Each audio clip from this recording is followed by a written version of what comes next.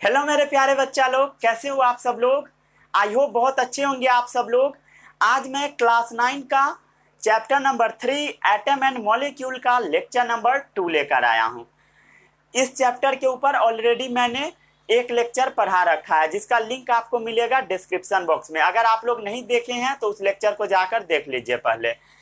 आज है lecture number 2। पिछले वीडियो में हम आपको क्या बताए थे, लॉ ऑफ केमिकल कॉम्बिनेशन, कोई भी केमिकल कॉम्बाइन कैसे होता है।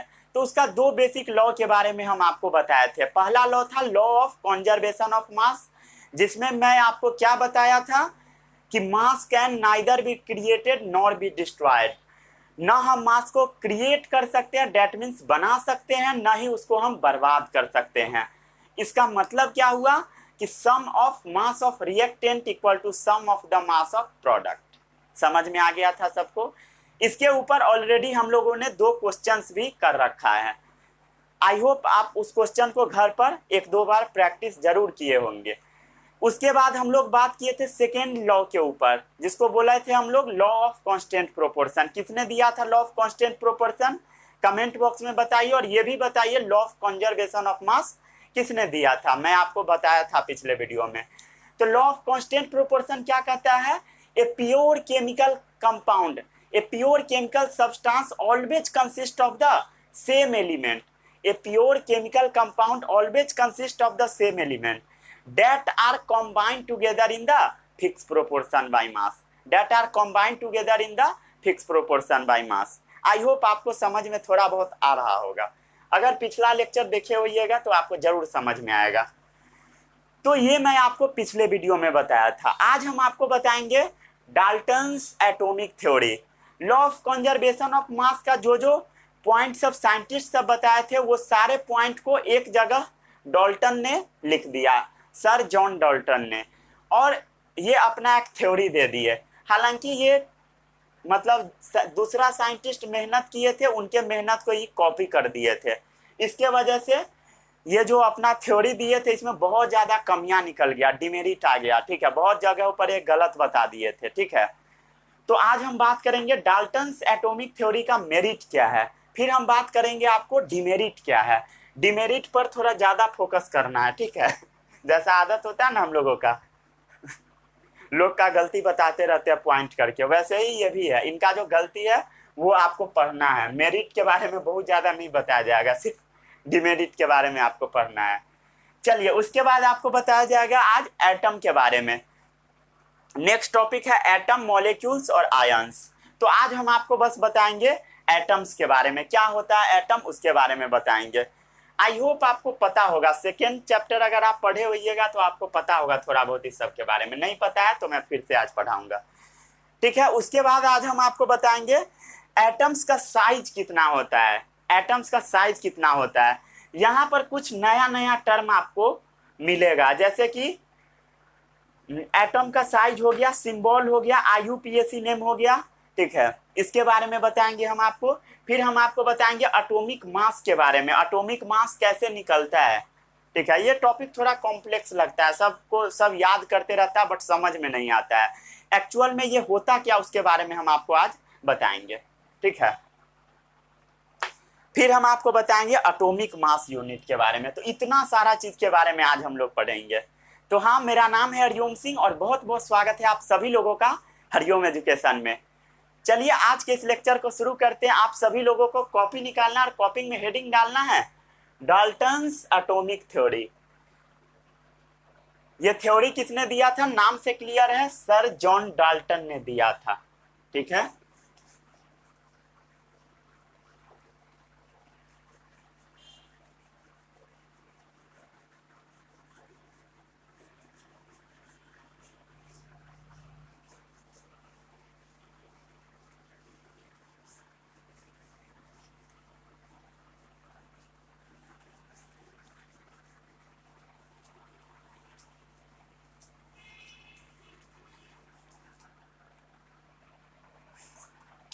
चलिए हेडिंग डालिए कॉपी में आप सब लोग, डाल्टन्स एटॉमिक थ्योरी।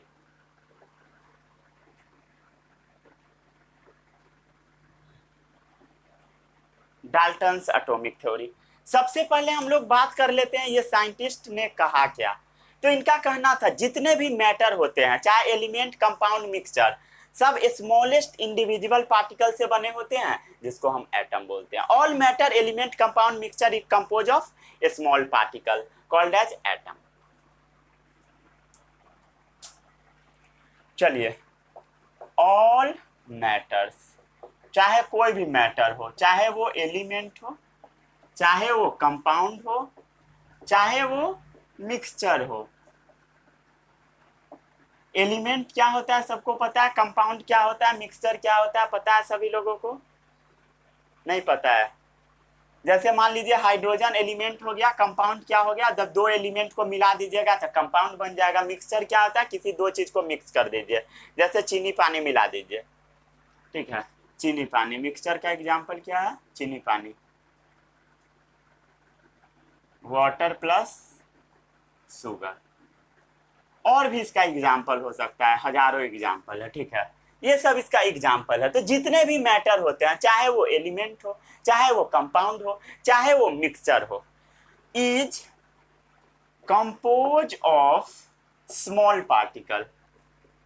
वो ना छोटे छोटे पार्टिकल्स के बने होते हैं, उसी पार्टिकल्स को बोला जाता है नोन एज एटम्स। इसी पार्टिकल को हम लोग क्या बोलते हैं, एटम्स बोलते हैं। ऐसा किसका कहना था, सर जॉन डाल्टन का। क्या कहना था, जितने भी मैटर होते हैं, मैटर क्या है, कोई भी चीज जो स्पेस ऑक्युपाई करता है, जिसके पास कुछ वजन हो। तो एलिमेंट भी कुछ जगह छेकता है, आपका कंपाउंड भी छेकता है, इवन मिक्सचर भी छेकता है। तो ये सब कुछ जगह ऑक्युपाई करता है। वो सब बना होता है छोटे छोटे पार्टिकल्स से, जिस पार्टिकल को हम लोग क्या बोल देते हैं, एटम्स बोल देते हैं। उस पार्टिकल्स को हम लोग क्या बोलते हैं, एटम्स बोलते हैं। इनका कहना था एटम्स आर इंडिविजुअल पार्टिकल्स, ठीक है।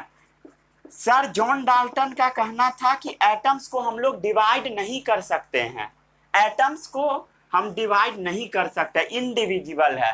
बट अभी आपको पता है कि एटम को हम लोग डिवाइड कर सकते हैं, इसीलिए मैं आपको चैप्टर 4 पहले पढ़ा दिया था, इलेक्ट्रॉन, प्रोटॉन, न्यूट्रॉन में। वो हम डिमेरिट में आपको वो सब लिखवा देंगे जो आपके बुक में लिखा होता है। और इनका कहना था atoms are individual particles and can neither be created and nor be destroyed. वही उनका बात कॉपी कर दिए, एंड कैन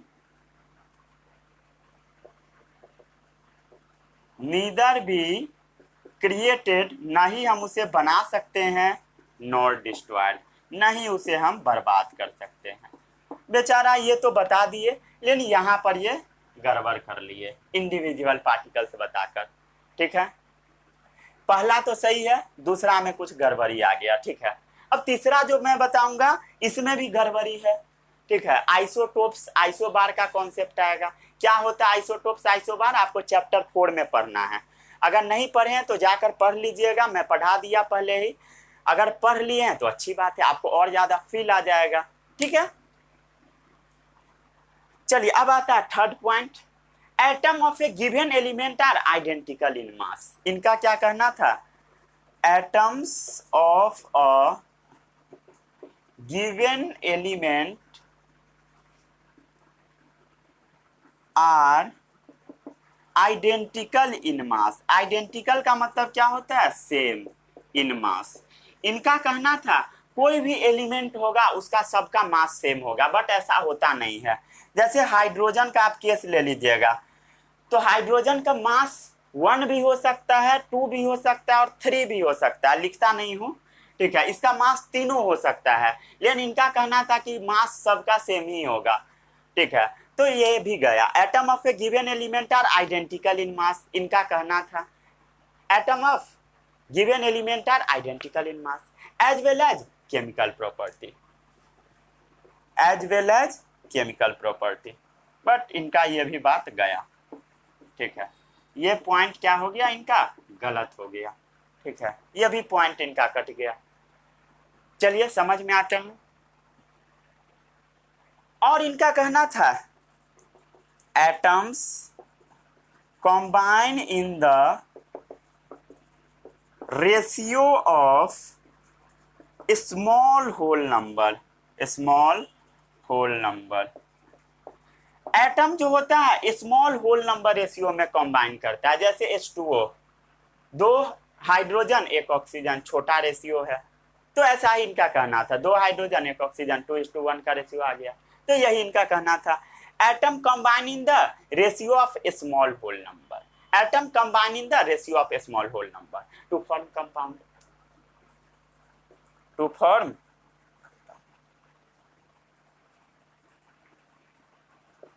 ठीक है, चलिए आगे बढ़े। इतना तक सबको समझ में आया। Atom of different element have different masses, ऐसा इनका कहना था, ये भी पॉइंट गया। ठीक है, atoms of different elements have different masses, ऐसा इनका कहना था। अलग अलग एलिमेंट का अलग अलग मासेस होता है, ऐसा इनका कहना था। बट ये सारा गलत है। और केमिकल प्रॉपर्टीज भी ये बोले थे, एंड केमिकल प्रॉपर्टीज, ये भी पॉइंट इनका गया। ठीक है, ये सब थोड़ा बहुत दिमाग लगा और थोड़ा बहुत इधर उधर से कॉपी कर दिए, इसके वजह से ऐसा हुआ। जैसे होता है ना, मतलब आपको अगर एग्जाम में छापने के लिए दे दिया जाए तो बिना अकल लगाए छाप लोगे, वही बात हुआ। ठीक है, हालांकि ये दिमाग बहुत लगाए थे फिर भी गलत हो गया। नकल के लिए भी अकल का जरूरत पड़ता है। बोला ना, नकल के लिए अकल का जरूरत पड़ता है, नहीं तो यही हाल होगा। चलिए इसको छापिए।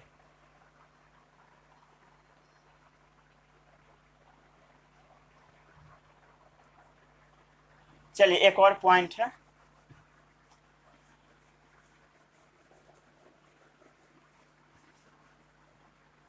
एक और पॉइंट लिख लीजिए। The relative number as well as kind of atom, the relative numbers as well as the relative number as well as kinds of atoms, वो हमेशा क्या होगा, कांस्टेंट होगा इन ए गिवन कंपाउंड, ऐसा आपके बुक में लिखा मिलेगा। The relative number as well as kind of atom are constant in a given compound, कोई भी कंपाउंड जो दिया गया रहेगा उसमें उसका जो एटम का नंबर होगा वो फिक्स ही होगा। ठीक है, और उसका टाइप भी फिक्स। ठीक है, चलिए अब हम बात करते हैं इस थ्योरी का मेरिट क्या था और डिमेरिट क्या था। इसको पहले जल्दी से छापिए। इस थ्योरी का एक और नाम है, रुक जाइए बता देते हैं आपको, एक और नाम है इस थ्योरी को। बुक में आप देखिएगा तो लिखा रहेगा explanation of law of chemical combination.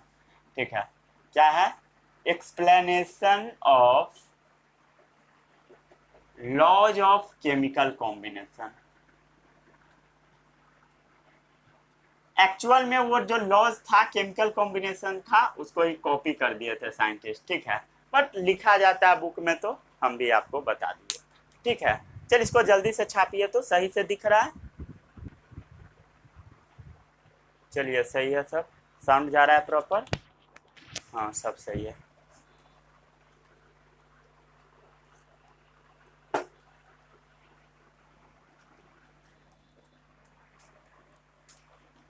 चलिए आगे बढ़े। इस थ्योरी का मेरिट क्या है, वही मेरिट है कि लॉज ऑफ केमिकल कॉम्बिनेशन को एक्सप्लेन करता है। क्यों करता है, क्योंकि वही बात छापा गया है, लॉज ऑफ केमिकल कॉम्बिनेशन को एक्सप्लेन करता है।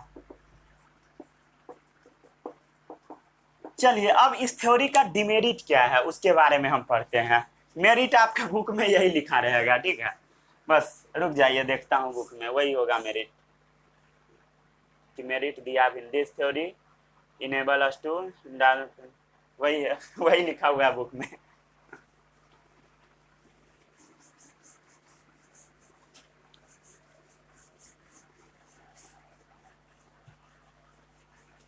एनसीईआरटी खरीदे हुए हैं आप लोग या नहीं, एनसीईआरटी भी पढ़िएगा। ठीक है,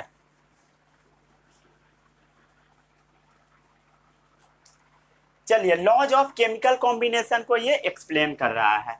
और इसका डिमेरिट क्या है, कमी ये कहाँ कहाँ पर रह गए, समझे, बहुत जगहों पर ये कमी रह गई, बहुत जगहों पर ये कमी कर दी है। पहला इनका कहना था कि एटम्स इंडिविजिबल है, बट ऐसा नहीं है, एटम स्मॉलेस्ट पार्टिकल है, इनका कहना था एटम स्मॉलेस्ट पार्टिकल है, ठीक है, ऐसा इनका कहना था, Chichi smallest particle.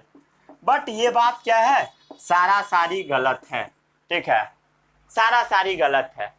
Atoms divisible होता है, ठीक है, इलेक्ट्रॉन में, प्रोटॉन में और न्यूट्रॉन में, ठीक है, हो गया। नालायक सब क्या समझ रहे हो, चलिए गलत है, ठीक है,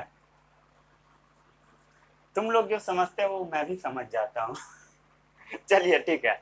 चलिए अब सेकेंड स्टेटमेंट जो था उनका वो वाला आइसोटोप वाला, वो भी गलत था। Atom of the same element में हैव स्लाइटली डिफरेंट मासेस, ठीक है, atoms of the same element may have slightly different masses। Same element रहेगा, बस उसका मास अलग अलग हो जाएगा, जैसे हाइड्रोजन के केस में। इस फेनोमेनन को हम बोल देते हैं आइसोटोप्स। क्या बोल देते हैं, आइसोटोप्स, जिसके बारे में आपको मैं अगले चैप्टर में पढ़ा दिया पहले ही, ठीक है। चलिए इसको छापिए, जल्दी से छापिए।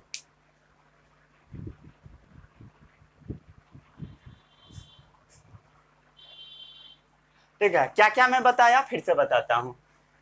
इनका मेरिट क्या था, केमिकल कॉम्बिनेशन को एक्सप्लेन कर रहे थे। डिमेरिट क्या था, जिसको सबको मजा आता है पढ़ने में, एटम स्मॉलेस्ट पार्टिकल था, इनका ऐसा कहना था। लेकिन एटम को हम लोग डिवाइड कर सकते हैं इलेक्ट्रॉन, प्रोटॉन, न्यूट्रॉन में। एटम स्मॉलेस्ट पार्टिकल नहीं है।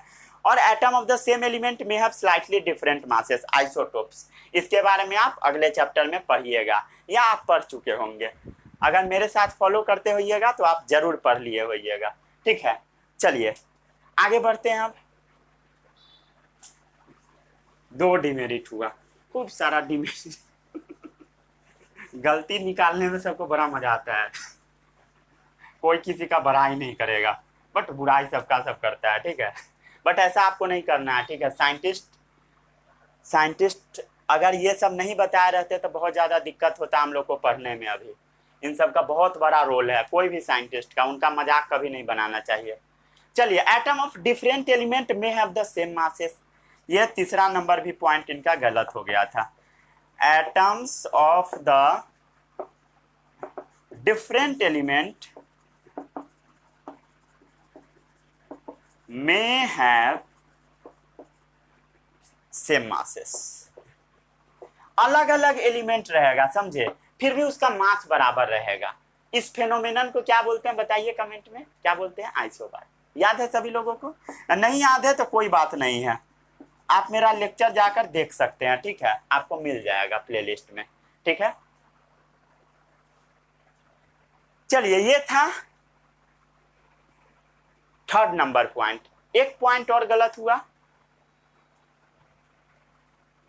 Substance made up of same kind of atom, ठीक है, substance made up of same kind of atoms, उसका भी प्रॉपर्टी सेम हो सकता है। सेम काइंड का एटम रहेगा फिर भी प्रॉपर्टी अलग हो सकता है, जरूरी नहीं है कि हमेशा सेम ही होगा। ऐसा उनका कहना था कि सेम होगा, बट ऐसा नहीं है। Substance made up of same kind of atoms may have different property, may have different property, उसका अलग अलग प्रॉपर्टीज होगा, डिफरेंट प्रॉपर्टीज, ठीक है। वेरी वेरी इंपॉर्टेंट पॉइंट, इसको याद रखिएगा, ठीक है। सेम एटम रहेगा, उसका भी प्रॉपर्टी कई बार अलग हो जाता है, ठीक है। इसके बारे में और ज्यादा डिटेल में आपको अगले चैप्टर में पता लगेगा, अभी घबराइएगा नहीं, ठीक है। देखिए, अब जो नेक्स्ट पॉइंट बताया ना, ये भी इनका गलत ही माना जाता है, समझे। स्मॉल होल नंबर वाला कुछ हद तक ही सही था, समझे, पूरा सही नहीं था। Ratio in which the different atom combine, रुक जाइए लिख देता हूं, the ratio in which different atoms combine, ध्यान से पढ़िए, the ratio in which different atoms combine to form a compound. क्या होगा? डिफरेंट एटम कॉम्बाइन होकर टू फॉर्म अ कंपाउंड। दो अलग अलग एटम कॉम्बाइन करेगा तो वो कंपाउंड बनाएगा, सबको पता है। मे बी फिक्स या इंटीग्रल, वो फिक्स भी हो सकता है, ठीक है, मे बी फिक्स हो सकता है या वो इंटीग्रल हो सकता है, ठीक है। मे बी फिक्स ही लिखिए, सिर्फ फिक्स या इंटीग्रल, ठीक है। ऐसा नहीं है कि वो हमेशा सिंपल होगा, but may not be simple,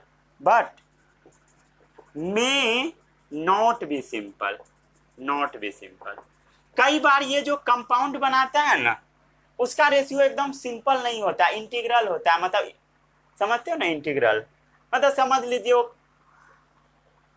fix नहीं रहेगा, ठीक है, वो समझिए, ठीक है, ज्यादा लिखकर कंफ्यूज नहीं करूंगा। The ratio in which different atom combine to form a compound में बी फिक्स, वो फिक्स हो भी सकता है but may not be simple, ठीक है, बट वो सिंपल नहीं भी हो सकता, हो भी सकता है, सिंपल नहीं भी हो सकता है, ठीक है। चलिए इस पॉइंट को लिख लीजिए, फिर हम लोग आगे बढ़ते हैं। यहीं पर आपका डाल्टन्स एटॉमिक थ्योरी समाप्त होता है, ठीक है। अच्छे से हम लोग बुराई कर लिए इनका। चलिए आगे बढ़ते हैं।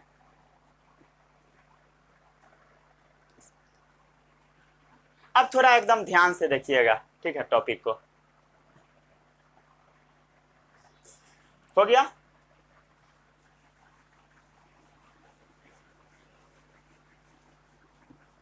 अब नेक्स्ट टॉपिक है atom, molecules and ions, right.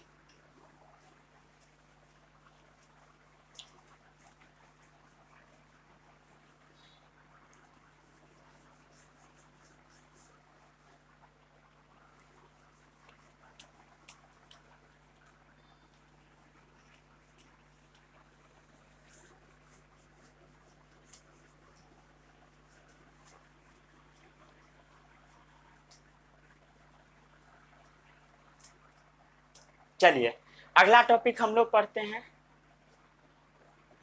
Atoms, molecules के बारे में अगले लेक्चर में हम लोग पढ़ेंगे, और आयंस के बारे में भी अगले लेक्चर में ही पढ़ेंगे। अभी हम लोग थोड़ा कम पढ़ेंगे, ठीक है। अभी सिर्फ एटम के बारे में हम लोग बातें कर लेते हैं, एटम्स के बारे में बात कर लेते हैं। एटम्स के बारे में किसी को आइडिया है? जैसे हाइड्रोजन का एटम हो गया, ऑक्सीजन का एटम हो गया, ठीक है, नाइट्रोजन का एटम हो गया, जो भी एटम है ये सब एटम है। जैसे आप फ्लोरीन का एटम ले लीजिए, नियन का एटम ले लीजिए, तो इसमें से आप ध्यान से देखिएगा ना, तो नियन ऐसा एलिमेंट है ना जो कि ना एकदम स्वतंत्र रूप में जिएगा, इसको नोबेल गैस बोला जाता है। इसके बारे में आप पीरियोडिक में पढ़िएगा, क्लास 10 में, क्लास 10 केमिस्ट्री का लास्ट चैप्टर।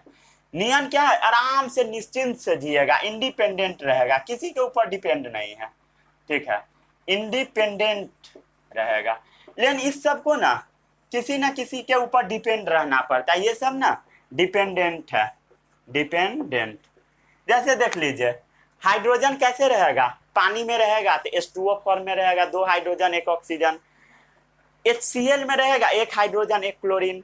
मतलब ये सब हमेशा कंबाइन करके ही रखेगा। अगर नेचर में मॉलिक्यूल्स फॉर्म में रहेगा तो H2 1 हाइड्रोजन के पर दूसरे हाइड्रोजन पर डिपेंड रहेगा, जैसे ऑक्सीजन भी दूसरे ऑक्सीजन पर डिपेंड रहेगा, ठीक है। तो वही होता है atom of the same particles. रुक जा, सॉरी 1 मिनट रुक जाइए।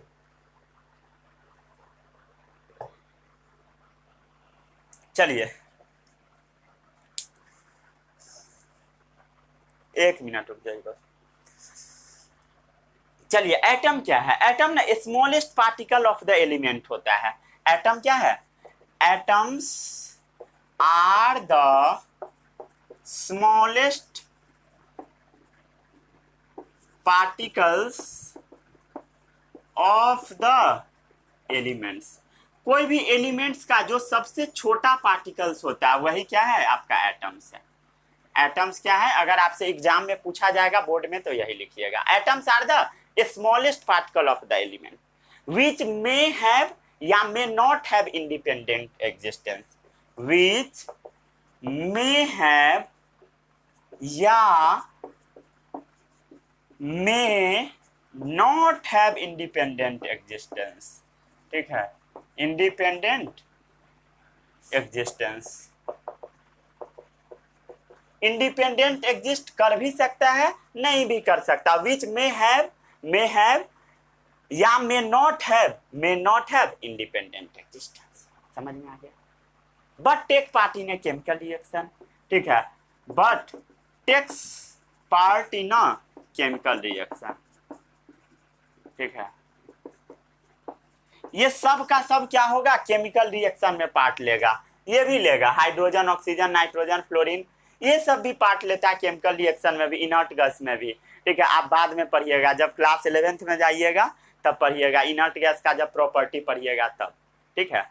एक और डिफिनेशन एटम का आपको बुक में मिलेगा, जैसे मान लेते हैं आपका घर क्या चीज से बना है, ब्रिक से बना है, वैसे ही कोई भी जो मैटर होता है, मैटर मतलब समझते हो ना, जैसे घर क्या चीज से बनता है, ब्रिक से, ईट से, ठीक है, वैसे ही जो मैटर है, मैटर दैट मीन्स जिसके पास मास होता है और जगह छेकता है, कोई भी चीज जो आप देखते हो सब मैटर ही है। जैसे देखिए पेन मैटर है, ये मैटर है, ये जो वाइपर सब क्या है, सब का सब मैटर है। तो इस सब के पास कुछ मास है, कुछ जगह छेकता है, तो इस सब का सब ना छोटे छोटे ब्रिक्स जैसे स्ट्रक्चर से ही बनते हैं, उसको हम एटम बोलते हैं। जैसे बायोलॉजी में आप पढ़े होइएगा, जितने भी लिविंग ऑर्गेनिज्म होते हैं सब सेल के बने होते हैं, वैसे ही जितने भी मैटर होते हैं सब के सब एटम के बने होते हैं। इसीलिए हम बोल देते हैं atoms are the building block of matter.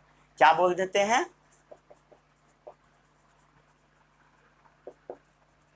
Atoms are the building blocks of matter. Atom क्या है? बिल्डिंग ब्लॉक ऑफ मैटर है। Atom are the building block of matter. चलिए इसको छाप लीजिए। अब हम लोग आते हैं नेक्स्ट टॉपिक के ऊपर। वो टॉपिक है size of atom.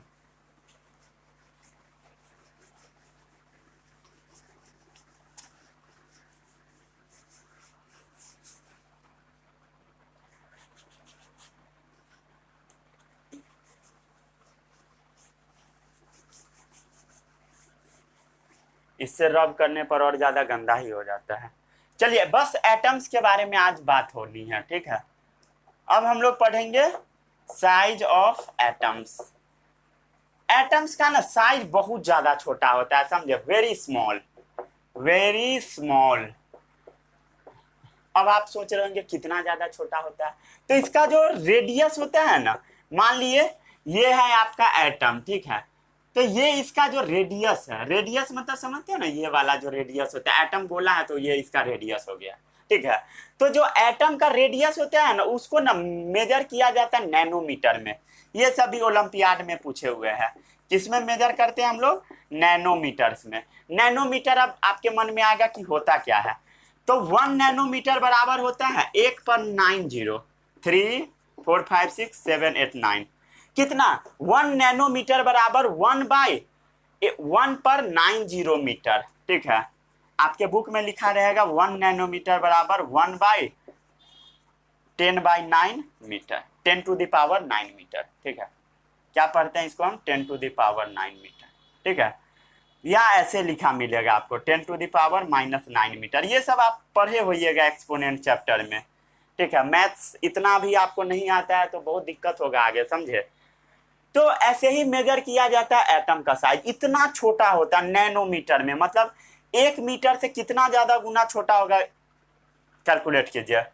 1s 10s 100 1000 10,000 lakhs 10 lakhs crore 10 crore, ठीक है। 10 करोड़ गुना ज्यादा छोटा होगा, समझे, 10 करोड़ गुना, समझे, डिवाइड कीजिएगा, इतना छोटा होगा एटम का साइज। मतलब आप इसको माइक्रोस्कोप में भी नहीं देख सकते एटम को। एटम को अगर आप चाहोगे माइक्रोस्कोप में देखना, कुछ भी नहीं दिखेगा, समझे। एटम का इवन इमेज भी अच्छे से नहीं लिया गया है। आप अगर इस चांद बुक देखेंगे तो उसमें एक इमेज बनाए हुए है, ठीक है। मैं देखा था बहुत पहले, अभी तो नहीं देखता हूँ वो बुक, ठीक है। तो उसमें फोटो बनाए हुए था, एटम दिखा कैसा था एक्चुअल में। एक्चुअल में एटम कुछ पता लगेगा ही नहीं आपको माइक्रोस्कोप में, ठीक है। इलेक्ट्रॉन माइक्रोस्कोप में भी क्लियरली एटम विजिबल नहीं होता, अभी तक कोई नहीं देखा अच्छे से एटम को, ठीक है। तो जो सबसे छोटा एटम होता है ये है आपका ओलंपियाड का क्वेश्चन, वो होता है हाइड्रोजन एटम, स्मॉलेस्ट एटम है, सबसे छोटा एटम है, स्मॉलेस्ट एटम, ठीक है।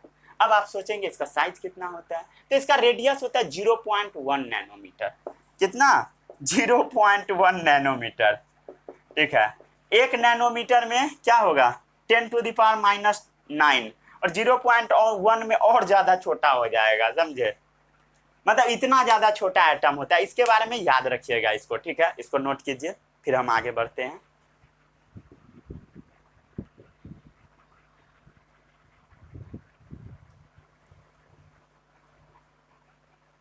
चलिए इसको जल्दी से छापिए।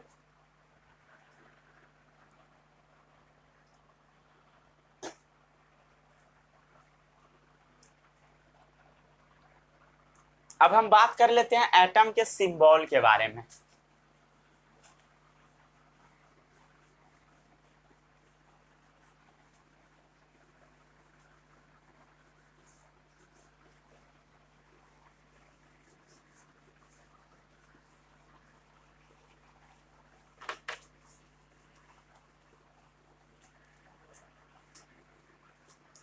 किसके बारे में बात करते हैं? एटम के सिंबल के बारे में, ठीक है।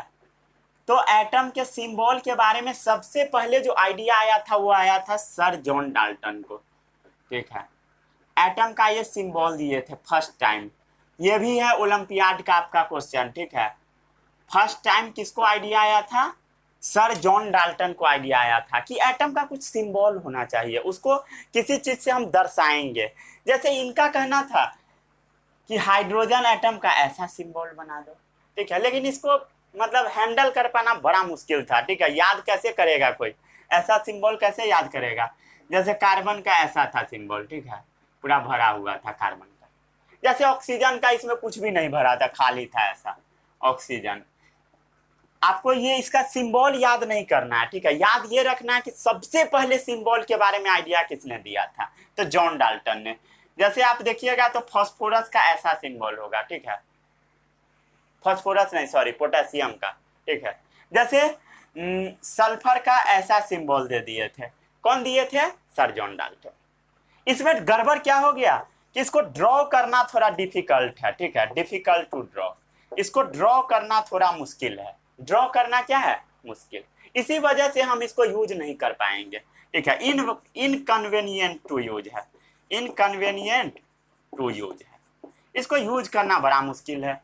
तो इसका सल्यूशन लेकर आए जे बर्जेलियस। जो मॉडर्न सिंबल जो अभी यूज होता है, मॉडर्न सिंबल वो यूज होता है जे बर्जेलियस का, ठीक है। जे बर्जेलियस, जे बर्जेलियस एक साइंटिस्ट थे, साइंटिस्ट का नाम है। चलिए ये क्या क्या सिंबल दिए थे उसके बारे में हम आपको बताते हैं। चल इसको जल्दी से छापिए। तो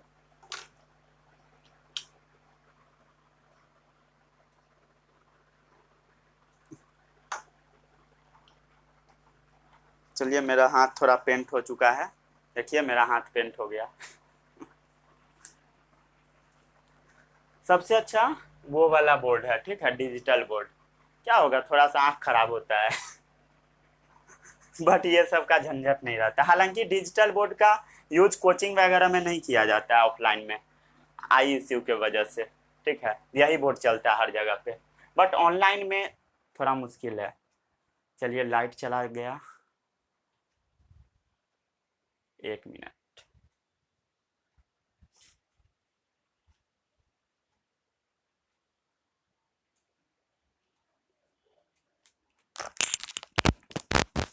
एक सेकेंड रुक जाइए, वीडियो में स्टार्ट कर देता हूँ। लाइट चला गया, इसके वजह से थोड़ा सा वीडियो में प्रॉब्लम आ गया है, बट रुक जाइए।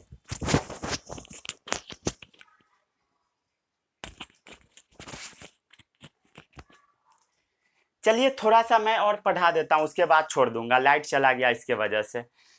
सबसे पहले क्या हुआ कि सर जॉन डाल्टन ने अपना बता दिया कि एलिमेंट का ऐसा ऐसा सिंबल आप बना दीजिए, ठीक है। एलिमेंट का वो सिंबल कुछ दे दिया, जैसे हाइड्रोजन का ऐसा, कार्बन का ऐसा, ऑक्सीजन का ऐसा, फास्फोरस का ऐसा, सल्फर का ऐसा। लेकिन इसको ड्रॉ कर पाना बड़ा मुश्किल था, डिफिकल्ट टू यूज था, इसको ड्रॉ कर पाना बहुत ज्यादा मुश्किल था। उसके बाद क्या हुआ, सर जे बर्जेलियस ने मॉडर्न सिंबल दिया। किसने दिया? सर जे बर्जेलियस ने। यहाँ पर मैं गोला क्यों कर दिया? क्योंकि यहाँ पर फ्लैश चमकेगा, ठीक है, इसके वजह से, ठीक है। तो इनकन्वीनियंट टू यूज यहां पर लिख देता हूं, ठीक है, difficult to draw and inconvenient to use, उसको यूज कर पाना थोड़ा मुश्किल था, इसके वजह से ऐसा हो गया। उसके बाद क्या हुआ, मॉडर्न सिंबल किसने दिया? सर जे बर्जेलियस ने, ठीक है। फोन के फ्लैश लाइट से ही वीडियो शूट करने का मैं कोशिश करता हूं, ठीक है, जितना देर हो पाता उतना देर हो पाएगा, अगर रुक जाएगा बीच में तो वहीं पर छोड़ दूंगा, थोड़ा मुझे दिक्कत भी हो रहा है फ्लैश की वजह से। चलिए आगे बढ़े। अब क्या क्या कहना था, symbol of the some element, कुछ एलिमेंट का मैं सिंबल आपको बताता हूं। एक मिनट रुक जाइए।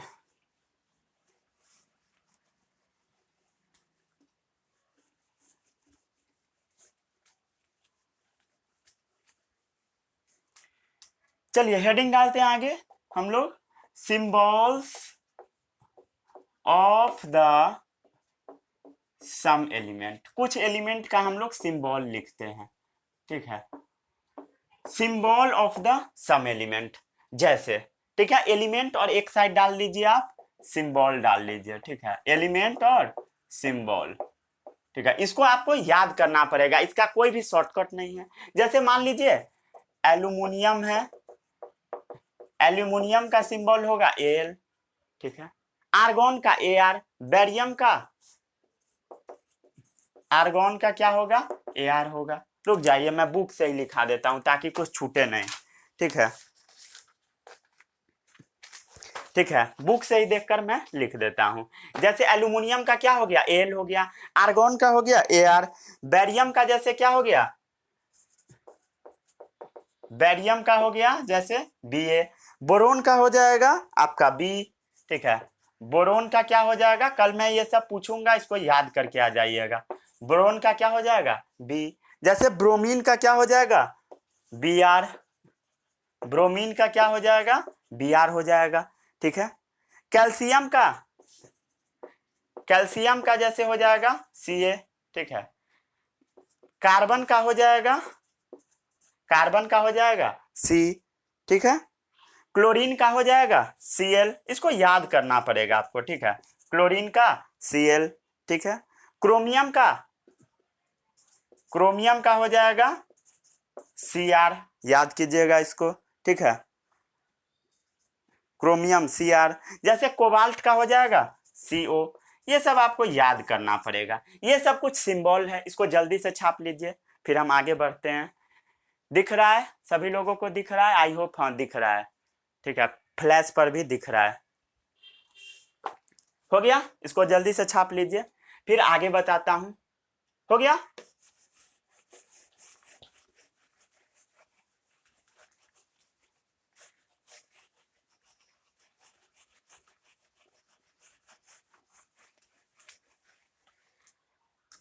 चलिए अब आगे बढ़ते हैं। जैसे मान लेते हैं कॉपर का, तो कॉपर का सिंबल क्या होगा? Cu हो जाएगा। फ्लोरीन का हो जाएगा, फ्लोरीन का हो जाएगा F हो जाएगा। जैसे गोल्ड का सिंबल क्या होगा? Au होगा। दिख रहा है सभी लोगों को? हाइड्रोजन का क्या हो जाएगा? H हो जाएगा। जैसे आयोडीन रहेगा तो आयोडीन का क्या होगा सिंबल? I हो जाएगा, ठीक है। आयरन का क्या होगा? आयरन, दिख रहा है Fe। लीड का क्या होगा? Pb, लीड का क्या होगा? Pb। ये सब आपको याद करना पड़ेगा, ठीक है। मैग्नीशियम का सिंबल क्या होगा? जैसे मैग्नीशियम का सिंबल क्या होगा? Mg हो जाएगा। मर्क्यूरी का क्या होगा? Hg हो जाएगा, मर्क्यूरी का Hg हो जाएगा, ठीक है। नियॉन का सिंबल क्या होगा? नियॉन का सिंबल Ne हो जाएगा, ठीक है। समझ में आ रहा है सभी लोगों को? सभी लोगों को समझ में आ रहा है थोड़ा बहुत? ठीक है, नियॉन का सिंबल Ne। चलिए आगे बढ़ते हैं। हो गया? रब कर दूं? चलिए